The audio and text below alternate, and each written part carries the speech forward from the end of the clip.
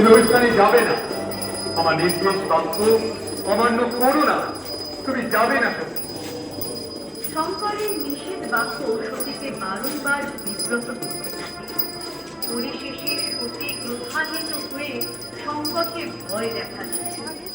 এই দেখ শঙ্কর, আমি কালী, তারা, ষোড়শী, ভুবনেশ্বরী, ভৈরবী, মাতঙ্গী, উমাবতী, ছিন্নমস্তা, বগলা, কমলা।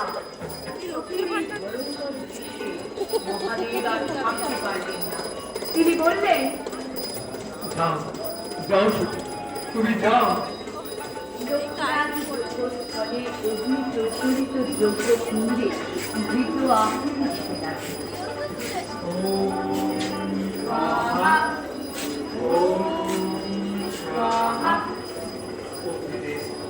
কেউ ফিরে এই যজ্ঞ সম্পূর্ণ।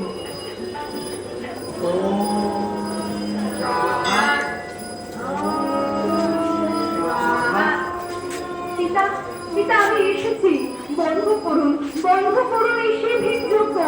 হরিনাম বিপদ, আপনি বন্ধ করুন পিতা, বন্ধ করুন। কেন কেন এসেছিস?